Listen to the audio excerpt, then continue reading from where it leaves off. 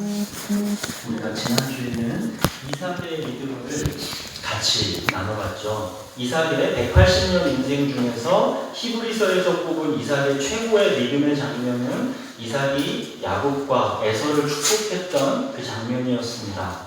이삭은 자기 마음에 드는 에서를 축복하고 싶었지만 하나님의 주권은 야곱을 축복하는 것이었습니다. 자기 뜻을 고집하려다가도 하나님의 뜻이 보이면 신속하게 회개하고 하나님의 뜻에 승복하는 것, 이것이 믿음입니다. 또한 이삭은 하나님의 언약을 전수해주는 이 축복의 말은 반드시 이루어진다라는 것을 믿었습니다. 하나님을 믿는다라는 것은 그가 계시다라는 것을 믿는 것이고, 다른 말로는 말씀을 믿는 것입니다. 축복의 말씀을 뒤집지 않은 이삭에게서 우리는 하나님의 말씀을 받는 자세를 배웠습니다. 하나님의 말씀은 사람의 말이 아닌 살아계신 하나님의 말씀으로 두렵고 떨림으로 받아야 한다는 것을 우리가 지난주에 이삭을 통해서 배웠습니다. 오늘은 하나님의 주권적인 축복이 임했던 바로 그 야곱의 인생을 우리가 같이 살펴보려고 합니다. 하나님의 야곱에 대한 사랑은 참으로 각별합니다. 야곱이 아직 태어나지도 않은 때에 무슨 선이나 악을 행한 것도 없는 때에 이미 하나님은 큰 자가 어린 자를 섬기리라 하시면서 야곱에 대한 사랑을 확증하셨습니다. 이렇게 하나님의 주권적 사랑과 선택을 입은 야곱의 인생을 우리들이 좀 자세히 살펴볼 필요가 있습니다. 야곱의 인생은 우리 그리스도인의 믿음의 여정을 아주 잘 보여줍니다. 야곱의 이야기는 사실상 곧 우리들의 이야기입니다. 그렇기 때문에 이 야곱의 이야기는 우리들이 깊이 묵상해서 나의 삶과 연관지어 보는 게 아주 필요합니다. 야곱이 147세를 살았습니다. 야곱 자신이 애굽왕 이 바로 앞에서 고백했던 것처럼 야곱은 참으로 험난한 세월을 보낸 사람입니다. 야곱의 그 험난한 인생 가운데 하나님은 언제나 함께 하셨습니다. 하나님께서 야곱의 인생을 주목하셨고 그 인생을 주권적으로 섭리하셨습니다. 야곱은 고통과 기쁨과 슬픔과 후회가 뒤범벅이 된 파란만장한 인생을 살았는데 그 가운데는 항상 하나님께서 함께 하셨고 하나님이 그 인생의 방향과 목적을 주도하셨다는 것을 우리들이 보게 됩니다. 이것이 택함받은 자녀들의 인생입니다. 야곱의 인생은 성경의 그 내용이 방대합니다. 야곱의 인생은 곧 우리의 인생이기 때문입니다. 그래서 우리는 야곱의 인생을 몇 주에 걸쳐서 좀 자세히 살펴볼 것입니다.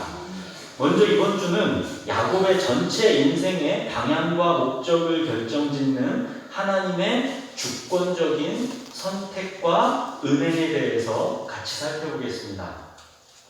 오늘 설교의 제목은 내가 야곱은 사랑하고 에서는 미워하였다입니다.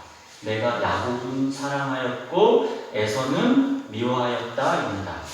내가 야곱인지 에서인지 말씀을 통해서 잘 살펴보시면서 들어보시면 좋겠습니다. 오늘 말씀은 우리의 영원한 생명, 우리의 구원, 이런 것들과 관련해서 너무 중요한 말씀입니다.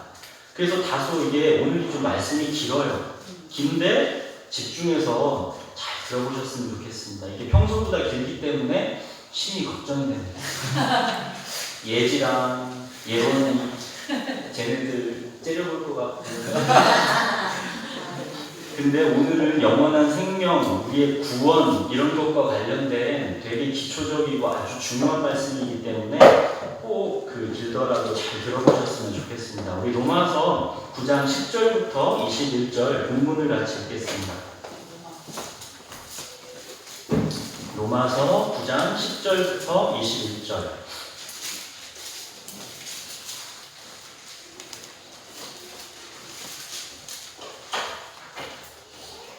로마서 9장 찾으셨으면 한 절씩 같이 읽겠습니다.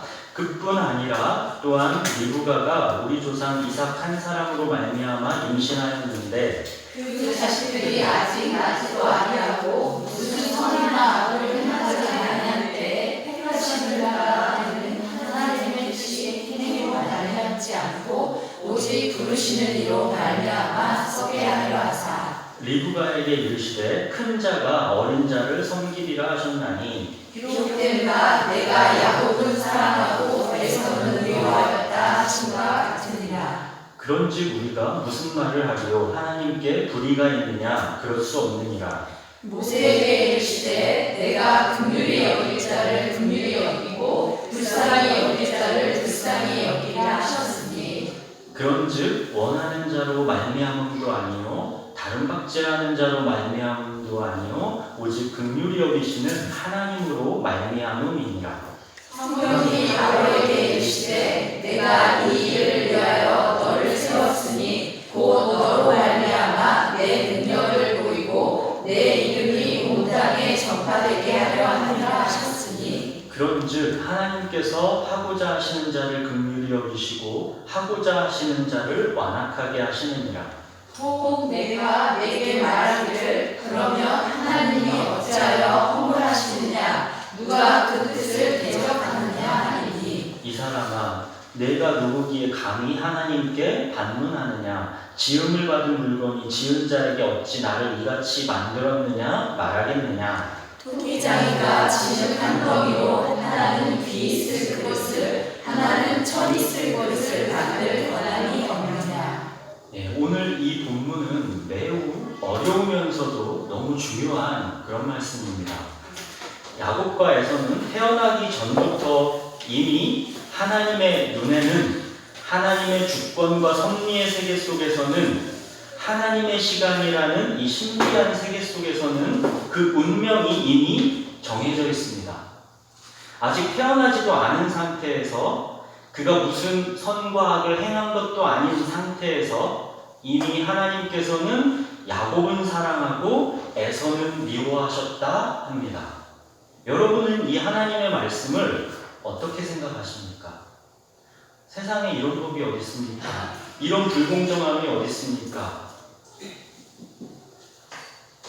이 로마서 본문이 파격적으로 들리지 않으면 하나님이 정말 이러신 분인가 의심하고 의문이 들지 않으면 이 본문을 여러분들이 제대로 읽은 게 아닙니다.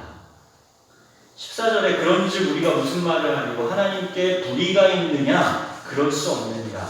이 로마서 이 본문을 읽으면 하나님께 불의가 있다라고 생각될 수 있는 여지가 인간에게 당연히 있다는 것입니다.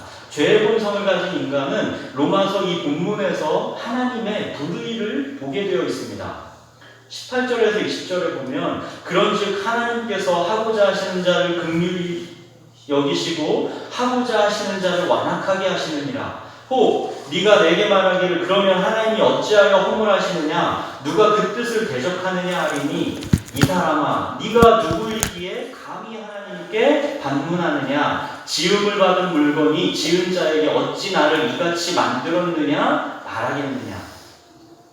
죄된 인간은 로마서 이 본문에서 감히 하나님께 반문하게 되어 있습니다.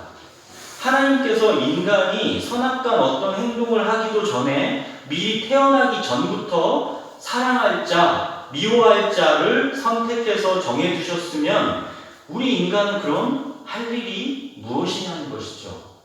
하나님을 믿지 않는다 하여 그 사람을 그럼 탓할 수 있느냐? 그런 말이죠. 이것이 죄의 본성을 가진 인간의 당연한 반응입니다. 우리가 이 본문을 자세히 더 나아가기 전에 우리가 한 가지를 분명히 해둬야 하는 게 있습니다. 우리는 지금 어떤 사람의 말에 대해서 그 논리를 따지고 있는 게 아닙니다. 이 말씀은 살아계신 하나님의 말씀입니다. 두려움과 경외함을 갖고 두려우신 하나님의 말씀 앞에 서야 합니다. 감히 우리는 하나님께 반문할 수 있는 존재가 아니다라는 것을 먼저 경외함으로 깨달으셔야 합니다. 내가 선 곳은 거룩한 땅이니 내 발에서 신을 벗으라. 먼저 이 놀랍고 신비한 하나님의 말씀 앞에서 우리는 우리의 신을 벗어야 합니다. 그러고 나서 경외함으로 이 말씀으로 들어와야 합니다. 자, 경외함으로 이 놀라우신 하나님의 말씀을 들어가 보겠습니다. 우리 11절 같이 읽어볼까요? 그 자식들이 아직 나지도 아니하고 무슨 선이나 악을 행하지도 아니한 때에 택하심을 따라 되는 하나님의 뜻이 행위로 말미암지 않고 오직 부르시는 이로 말미암아 서게 하려 하사. 11절이 오늘 본문의 핵심이죠. 하나님의 뜻이라는 말씀을 주목하십시오. 하나님은 하나님의 뜻을 이루기 위해서 사람을 창세전에 선택하여 구원하십니다. 내가 하나님의 선택을 입고 구원을 받는 것은 하나님의 뜻이라는 것을 주목하셔야 합니다. 구원받은 인생에는 하나님의 뜻이 작동하고 있습니다. 앞으로 우리는 몇 주간에 걸쳐서 야곱의 인생에 하나님의 뜻이 어떻게 작동하고 있는지를 보게 될 것입니다. 그리고 이 구절에서 우리는 구원이란 무엇인지에 대한 핵심을 주목하게 됩니다. 구원은 전적으로 하나님의 주권적인 선택입니다. 우리 자신으로부터 말미암는 것은 전혀 없습니다. 아직 나지도 아니하고 무슨 선이나 악을 행하지 아니한 때 이 말씀이 그것을 말해주는 것입니다. 이렇게 창세전에 하나님께서 선택하셔서 구원하기로 이미 정한 그 사람은 그 어떤 것도 하나님의 사랑에서 그를 끊어낼 수 없다는 것입니다. 아직 나지도 아니하고 무슨 선이나 악을 행하지도 아니한 때 그때 하나님의 사랑이 이미 결정되었습니다. 그렇기 때문에 아무것도 끊어낼 수 없다는 것입니다. 여러분이 예수 그리스도를 믿은 그 고백, 그 믿은 행위나 그 마음, 여러분의 회개, 그것이 여러분의 구원을 받은 근본적인 이유가 아닙니다. 여러분이 구원받은 것은 여러분의 믿음이 그 근본 이유가 결코 아닙니다. 만일 믿기 때문에 구원받는 것이라면 오늘 로마서 본문에서 하나님께 불의가 있느냐 이런 또 네가 감히 누구간데 하나님께 반문하느냐 이런 논쟁 자체가 나올 필요가 없습니다. 믿음에 대한 보상으로 구원을 받는 게 되는 것이기 때문에 굳이 이런 논란의 여지가 없는 것입니다. 믿었기 때문에 구원받는 게 아닙니다. 믿었기 때문에 구원받는 게 아닙니다. 하나님께서 창세전에 주권적으로 어떤 사람을 선택하여 긍휼을 베푸시기로 이미 정하신 것입니다. 우리는 왜 그 사람을 선택해서 사랑하기로 마음을 먹으셨는지 그 이유를 전혀 알지 못합니다. 하나님은 미리 보는 눈이 있어가지고 그 사람이 결국 예수 그리스도를 믿는 믿음으로 나올 것을 아셨기 때문에 거꾸로 창세전에 그 사람을 택했다 하는 논리를 주장하는 분들도 있습니다. 그러나 그게 결코 아닙니다. 그것 또한 뭐냐? 아까 말한 믿음에 대한 보상으로 구원받는 것, 이게 되는 거죠. 그래도 오늘 본문에서처럼 하나님께 불의가 있느냐, 감히 하나님께 반문하느냐 이런 논쟁이 믿음에 대한 보상이면 불필요한 겁니다. 오늘 본문에서 이런 논쟁의 여지가 그대로 나타나 있다는 건 뭐냐면 하나님의 구원이 정말로 말 그대로 인간의 생각으로는 너무 불공정해 보인다는 뜻입니다. 그 어떤 것에 대한 보상으로 구원이 주어지는 게 아닙니다. 그 어떤 것에는 우리의 믿음과 우리의 회개도 포함됩니다. 믿음과 회개에 대한 보상으로 구원이 주어지는 게 절대로 아닙니다. 구원은 오직 하나님께서 창세전에 그 사람을 선택하셔서 그 사람을 사랑하기로 마음을 먹으셨기 때문입니다. 우리는 그 이유를 알 수가 없습니다. 이거는 놀랍고 신비한 하나님의 일입니다. 우리는 감히 알 수가 없습니다. 그래서 하나님의 말씀을 두렵고 떨림으로 받으라는 것이고 우리의 신을 벗고 경외함으로 이 말씀 앞에 서라고 말씀드린 것입니다.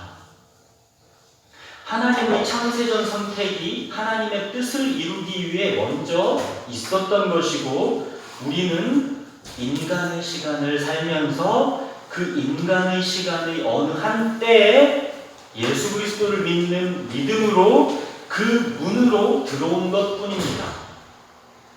여러분이 예수 그리스도를 믿는다라고 고백했던 어떤 특정 때와 장소, 영접 기도를 받은 어떤 순간, 그게 사실은 그렇게 핵심이 아닙니다.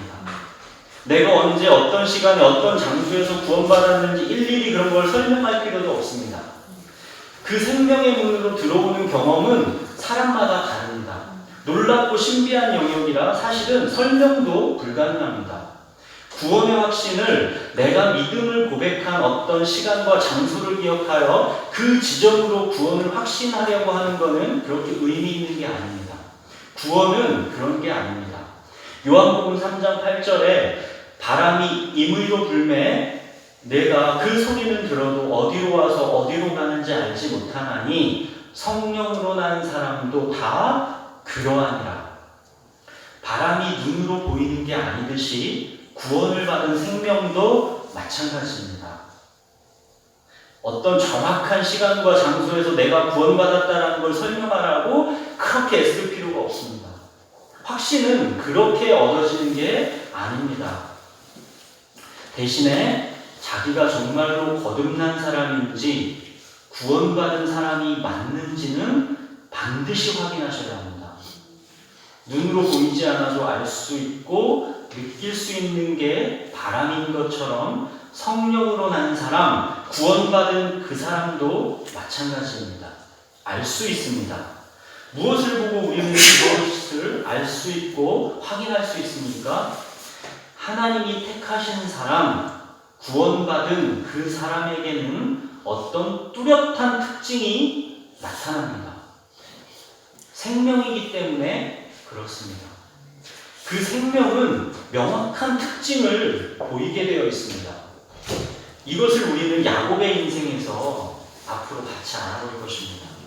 야곱의 인생에서 우리가 알아볼 때 우리가 반드시 기억해야 되는 것은 뭐냐면 야곱이 이러이러했기 때문에 하나님께서 야곱을 선택하여 사랑하셨다라는 것이 결코 아니다라는 것입니다. 하나님께서 선택하여 사랑하신 사람에게는 야곱과 같은 그런 생명의 특징이 나타난다는 것, 이거를 주목하여 보셔야 합니다. 모든 것은 하나님의 선택과 사랑으로 말미암는 것이지 인간에게는 어떤 그 보탤 그것이 전혀 없습니다.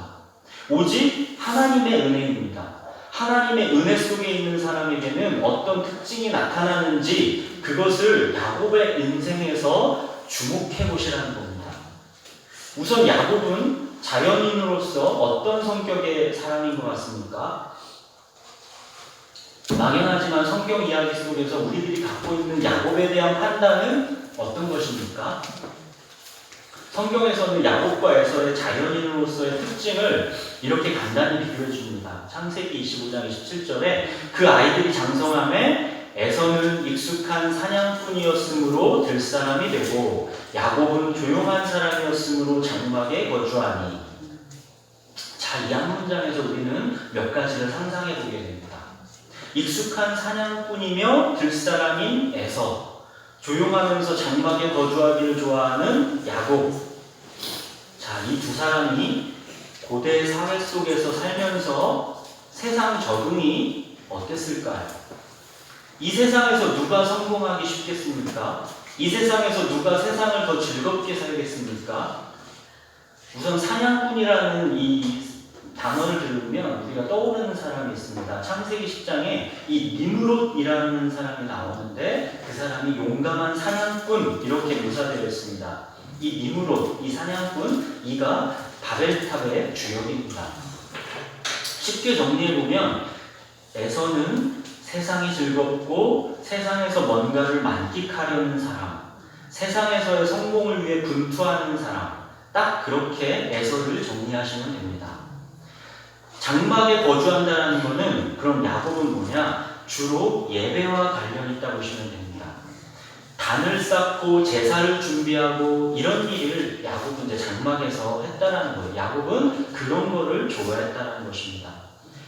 자, 남자는 남자가 알아본다고 아버지 이삭이 두 아들 중 누구를 더 좋아했습니까?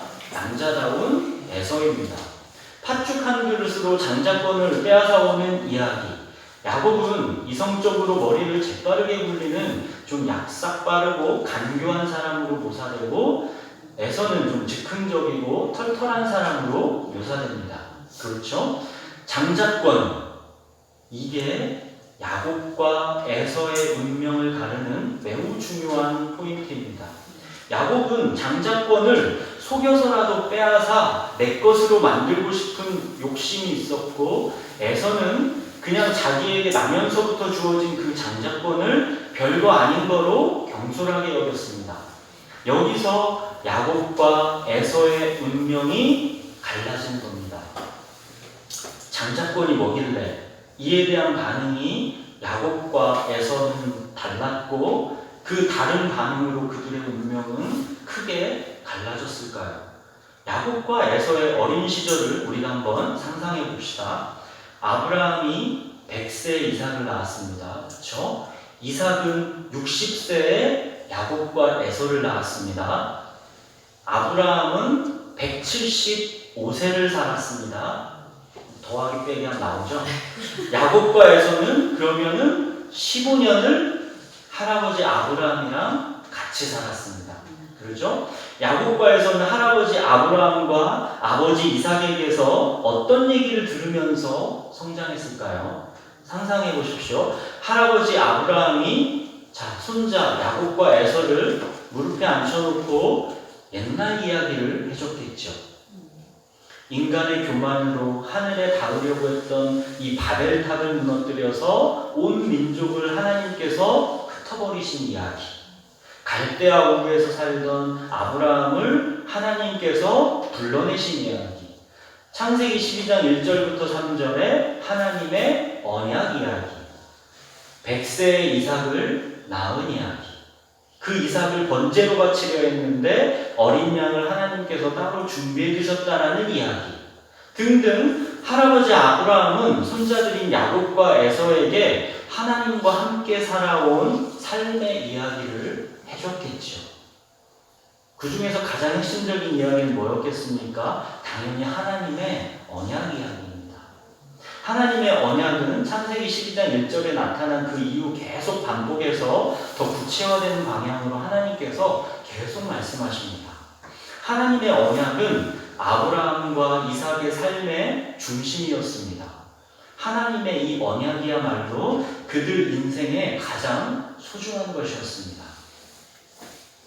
할아버지 아브라함과 아버지 이삭의 삶을 지배했었던 하나님의 언약, 이 하나님의 언약이 야곱과 에서에게 똑같이 들려졌는데 그 둘의 반응은 완전히 달랐습니다.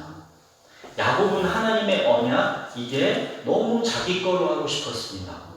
야곱이 형 에서도 속이고 아버지 이삭도 속여가며 엄청 부귀영화를 탐낸 사람으로 오해하는데 그거는 야곱의 본질이 아닙니다. 야곱이 정말로 간절히 갖고 싶었던 거는 하나님의 언약입니다. 야곱은 할아버지 아브라함에게서 들은 하나님, 아버지 이삭에게서 들은 하나님, 그 하나님을 야곱은 너무 갖고 싶었던 것입니다. 그 하나님이 자기에게 꼭 있어야 할 것 같습니다. 그 하나님이 주신 언약, 그 축복의 언약을 자기가 꼭 갖고 싶었습니다. 그런데 자기는 장자가 아닙니다. 그러니까 속이 탑니다. 하나님의 그 언약, 그 축복을 자기가 꼭 반드시 가져야겠는데 자기는 장자가 아닌 것입니다. 그래서 온갖 술수를 다 부립니다. 가만 보니까 형 에서는 하나님의 언약 그런 거 별로 관심 없는 것 같아 보이니까 팥죽 한 그릇으로 꼬들겨서 빼앗아 옵니다. 아버지 이삭도 속여서 그 축복을 마침내는 받아냅니다. 아주 집요하고 주도면밀한 그런 사람입니다. 그런데 우리가 놓치지 말아야 될 거는 뭐냐? 야곱의 그 극단적인 집착과 욕심이 무엇을 향한 것인가? 이걸 놓치면 안 됩니다. 야곱은 이 땅에서의 부귀영화, 성공 그런 거 아니고 할아버지 아브라함의 하나님, 아버지 이삭의 하나님, 그 하나님이 너무 갖고 싶었던 것입니다. 장자에게 물려주는 그 하나님의 언약, 그게 야곱은 너무 갖고 싶었던 것입니다. 그런데 에서는 어땠습니까? 할아버지 아브라함의 하나님, 아버지 이삭의 하나님 이야기를 야곱과 똑같이 듣고서도 에서는 별 관심이 없습니다. 에서는 하나님의 언약이 장자인 자기 거로 온다는 거에도 별로 감동이 없습니다. 에서에게 하나님은 그렇게 갖고 싶은 그런 존재가 아닙니다. 에서는 성격 좋고 남자다운 매력적인 사람이지만 하나님에 대해서는 관심이 없는 그런 사람입니다. 하나님의 언약, 그 미래의 일에 대해서는 더군다나 관심이 없는 사람입니다. 에서는 이 세상이 중요합니다. 이 세상을 즐겁고 행복하게 사는 게 에서에게는 가장 중요합니다. 사냥하고 맛있는 고기로 음식해 먹고 그런 이 땅에서의 삶에 온통 관심이 다 가 있는 사람이 에서입니다. 미래 후손들과 관련한 하나님의 언약 그런 거 관심 없습니다. 내가 목숨이 붙어 있는 이 땅, 이 세상에서의 나의 만족과 즐거움, 나의 행복만이 가장 중요한 그런 사람입니다. 배고파 죽겠는데 팥죽 한 그릇으로 장자권을 흥정하자는 야곱에게 그런 건 너나 가져라라고 망령된 행동을 하는 사람이 에서입니다. 세상적인 거에만 온통이 관심이 가 있고 영적인 것에는 무지하고 관심도 없는 전형적인 그런 사람입니다. 그게 에서입니다. 야곱과 에서를 이렇게 비교해 봤는데 이런 얘기를 들으면 대부분 이런 생각이 들 수 있습니다. 하나님은 야곱과 에서가 태어나기 전부터 야곱을 축복하기로 정하셨다면 야곱은 하나님을 갈망하고 에서는 하나님을 갈망하지 않는 것, 이게 에서 탓인가? 이거 어쩔 수 없는 운명 아닌가? 나는 지금 하나님을 갈망하지 않는데 그럼 나는 하나님의 사람이 아니라서 그런가? 자, 그거는 그렇기도 하고 아니기도 합니다. 하나님을 갈망하지 않는다면 여러분은 아직 거듭난 생명이 아닙니다. 이거는 확실합니다. 하나님을 갈망하지 않는다면 여러분은 아직 거듭난 생명이 아닙니다. 그러나 그것이 앞으로도 영원히 그럴 것인지는 누구도 모릅니다. 하나님의 뜻은 이 말씀을 들리게 해서 하나님을 갈망하게 하시려는 것입니다. 하나님이 사랑하는 사람, 그 사람은 말씀이 들리고 그 말씀으로 인해 하나님을 갈망하게 됩니다. 그런데 그 때는 우리가 모릅니다. 분명한 것은 하나님의 사람, 선택하신 그 사람은 하나님의 음성을 듣는다는 것이고 하나님을 갈망하게 된다는 것입니다. 이것이 하나님께서 선택하신 이 생명의 분명한 증거입니다. 하나님이 선택하신 생명은 하나님의 음성을 듣고 하나님을 갈망하게 되어 있습니다. 이 생명의 증거가 없으면 하나님이 선택한 사람이 아닙니다. 이거는 명확합니다. 야곱은 이 영적인 감각이 있었던 사람입니다. 하나님을 향한 영적인 갈망이 있었습니다. 야곱은 흠도 많고 인품도 매력적이지 못했지만 그에게는 영적인 갈망이 있었습니다. 하나님의 언약을 갖고 싶어하는 이 영적인 갈망, 하나님을 아직 깊이 개인적으로 경험하지는 못했어도 할아버지 아브라함에게서 들은 하나님, 아버지 이삭에게서 들은 하나님, 그 하나님과 야곱은 너무나 함께하고 싶었던 것입니다. 야곱이 태어나기 전부터 야곱은 하나님의 선택을 받은 것 맞습니다. 그렇죠? 맞아요. 그럼 이거는 운명론적 결정론을 말하는 것입니까? 인간은 어찌해도 소용이 없다라는 그 말입니까? 결코 아닙니다. 바로 이 놀랍고 신비한 하나님의 은혜 가운데 들어오라고 모든 사람을 초청하시는 하나님의 말씀입니다. 이 초청에 응해서 들어온 사람은 하나님께서 창세전에 택하신 바로 그 사람이 자기라는 것을 그때 알게 되는 것입니다. 내가 선택하고 결단해서 그 초청에 응해서 들어온 것 같은데 들어와 보니까 알게 되는 것입니다. 이 모든 것이 하나님의 주권과 섭리였구나. 하나님께서 나를 창세전에 택한 것이구나.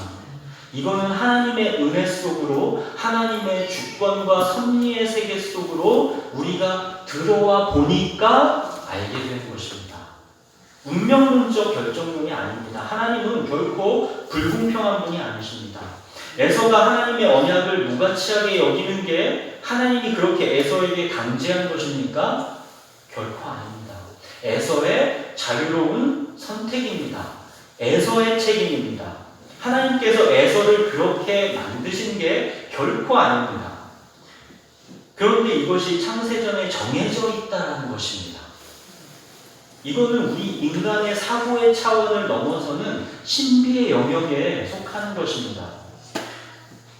우리 인간이 할 일은 딱 이겁니다. 하나님을 갈망하고 하나님을 야곱처럼 집요하게 추구하라는 것입니다. 그리고 하나님을 맛보아 알게 될 때 그것이 하나님의 창세전의 선택임을 알고 더욱더 그 감사를 폭발시켜라, 그것입니다. 하나님의 창세전 선택은 구원받은 나에게만 적용하고 감사하고 그 은혜 안에서 충만하게 거하면 되는 것입니다. 그걸 다른 사람을 판단하는 기준으로 써먹는 게 결코 아닙니다. 우리는 비밀을 전혀 알 수가 없어요. 우리가 알 수 있는 오직 한 가지는 구원받은 내가 하나님의 창세전 선택에 의한 은혜였다라는 것, 이거 한 가지만 우리가 확실히 알 수 있는 것입니다. 이상하게 하나님이 그냥 줬습니다. 교회가 그냥 줬습니다. 그런 사람들이 있어요. 그냥 신기해요. 하나님이 그냥 좋아요. 말씀이 그냥 좋고 교회가 그냥 좋아요. 왜 그러는지 모르는데 그냥 그래요. 정말 야곱처럼 그렇게 하나님을 갈망하는 사람들이 있어요. 왜 그런지는 몰라요. 그런데 이상하게 에서 같은 사람도 있습니다. 어쩌지 해서 교회에 나오게 했는데 하나님의 별 관심이 안 갑니다. 교회에 나와도 별 재미가 없습니다. 세상에서의 삶이 훨씬 즐겁고 신납니다. 이상하게 이런 사람도 분명히 있습니다. 그러나 속단하시면 안 됩니다. 나는 원래 이런 사람인가 보구나. 나는 그냥 에서 같은 사람인가 보구나. 이 속단은 금물이라는 거예요. 이런 말씀을 듣고 난 에서 같은 사람 안 할래. 야곱 같은 사람 할래.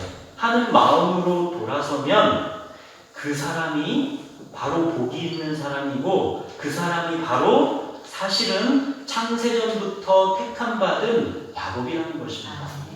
하나님께서 하나님의 때에 그 사람을 돌이키는 것입니다. 하나님이 선택하신 사람이기 때문에 하나님의 음성을 듣고 돌이키는 것입니다. 그러니까 중요한 건 뭐예요? 내가 지금 에서 같은 사람이면 돌이키라는 것입니다. 야곱이 되기를 갈망하라는 것입니다. 하나님이 선택하신 사람은 돌이킵니다. 하나님을 갈망하게 되어 있습니다. 이게 요점입니다.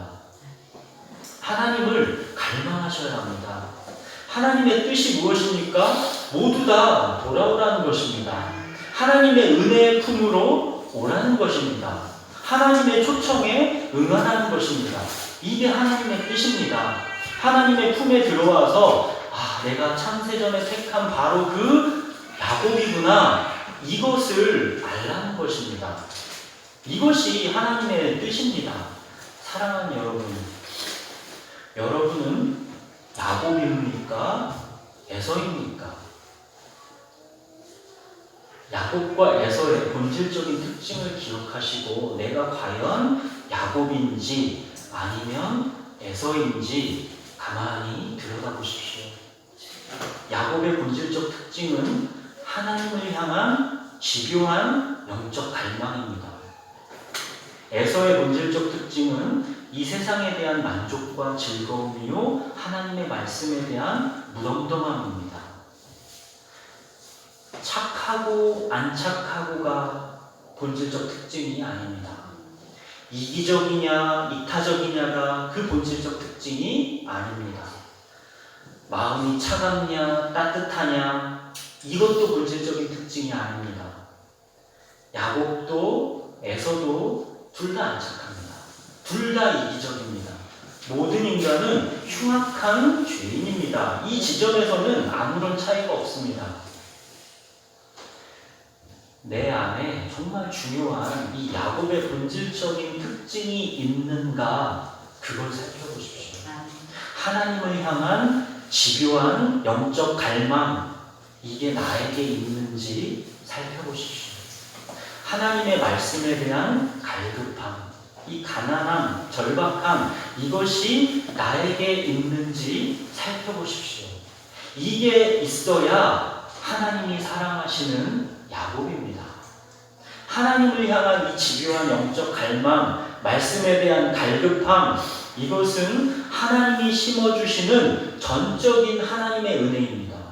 내가 어쩌다 이렇게 하나님을 집요하게 갈망하게 되었는지 하나님을 사모하게 되었는지 모른다는 거죠. 그냥 그렇게 된 겁니다. 그냥 하나님의 은혜입니다. 야곱이 할아버지 아브라함에게서 하나님을 들었습니다. 아버지 이삭에게서 하나님을 들었습니다. 그런데 그냥 그게 흘려들려지지를 않고 가슴에 깊이 새겨졌다는 것입니다. 야곱도 왜 그런지 모르는 거예요. 왜 그렇게 하나님의 말씀이 자기 가슴에 깊이 새겨지는지, 왜 그렇게도 하나님의 말씀은 좋은 건지 야곱은 몰라요. 그냥 자기가 그런 은혜를 받고 그 은혜 속에서 숨쉬고 살고 있는 것입니다. 전적인 하나님의 은혜입니다. 그렇다고 해서 에서는 영원히 야곱의 길로 못 옵니까? 이 세상이 만족스럽고 즐거워서 하나님에 대한 갈망이 없는 그런 영혼 그대로 영원히 갈 수밖에 없는 것입니까? 하나님께서 야곱은 사랑하고 에서는 미워해야 한다. 이 말씀이 그걸 말씀하시는 것입니까? 그게 결코 아니라는 겁니다. 야곱의 길로 돌이키라는 것입니다. 오늘처럼 이렇게 하나님의 초청의 음성이 들릴 때 에서의 길에서 야곱의 길로 돌이키라는 것입니다. 하나님이 이렇게 부르실 때 하나님을 찾고 하나님께 응답하라는 것입니다. 하나님의 이 음성에 응답하는 그 사람이 야곱입니다. 하나님이 돌이키라는 음성을 주실 때 그 음성이 들리는 사람이 야곱입니다. 그러니까 이론상으로는 우리 모든 인간은 다 야곱일 수 있는 것입니다. 결코 운명론적 결정론이 아니라는 것입니다. 하나님을 탓할 일이 아니라는 것입니다. 그런데 벌어지는 현실은 지극히 작은 소수만이 자기가 야곱인 것을 알게 됩니다. 지극히 소수의 작은 자만이 창세전에 택함받은 야곱인 것을 알게 됩니다. 이것이 그러니까 정말로 신비한 일입니다. 자기가 왜 그토록 하나님을 갈망하는지 자기는 이유를 모르는 겁니다. 그러니까 은혜라고 고백할 수밖에 없는 것입니다. 아무나 하나님의 말씀을 듣고 돌이키는 게 절대로 아닙니다. 하나님께서 택하신 그 사람만 말씀을 듣고 돌이킵니다. 사도행전 13장 48절에 뭐라고 되어 있냐면 이방인들이 다 듣고 기뻐하여 하나님의 말씀을 찬송하며 영생을 주기로 작정된 자는 다 믿더라. 누가 믿었대요? 영생을 주기로 작정된 자가 믿는 겁니다. 하나님께서 야곱을 창세전에 선택하신 것, 이것은 하나님의 주권입니다. 인간이 택한 것이 아닙니다. 또 에서가 하나님을 갈망하지 않고 찾지 않는 것, 이거는 인간의 책임이고 인간의 선택입니다. 하나님이 결정해서 버리신 게 아닙니다.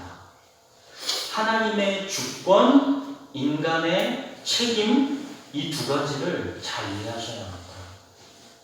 사랑하는 여러분, 하나님을 갈망하십시오. 하나님을 찾는 자를 하나님은 외면하지 않으십니다. 그렇기 때문에 하나님을 탓할 수가 없다라는 겁니다. 하나님을 찾는 자를 하나님 결코 외면하지 않아요. 그러니까 하나님을 탓할 수가 없다라는 것입니다. 구하라, 찾으라, 두드리라, 그러면 찾을 것이다, 열릴 것이다, 이렇게 예수님께서 말씀하셨죠. 하나님을 향한 영적 갈망을 구하십시오. 야곱의 길이 축복의 길입니다.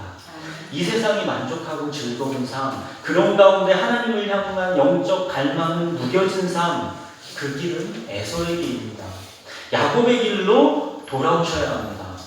아니, 하나님께서 창세전에 택하시고 부르신 그 사람은 반드시 야곱의 길로 돌아오게 되어 있습니다.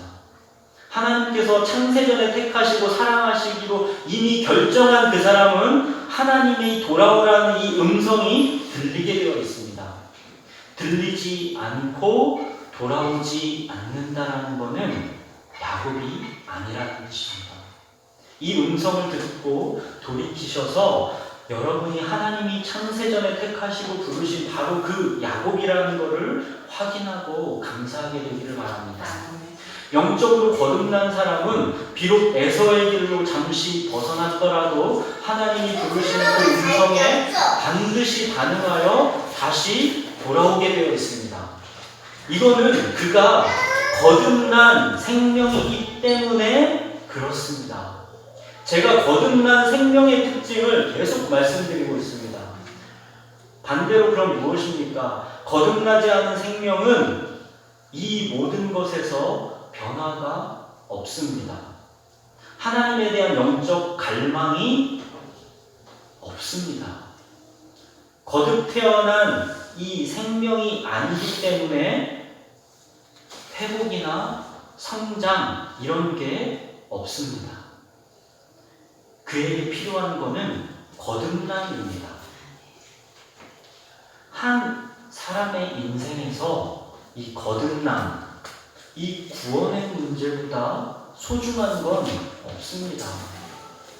이 영혼의 문제를 결코 가벼이 여겨서는 안 됩니다. 내 영혼이 정말 거듭나는 영혼인지 살펴보셔야 합니다.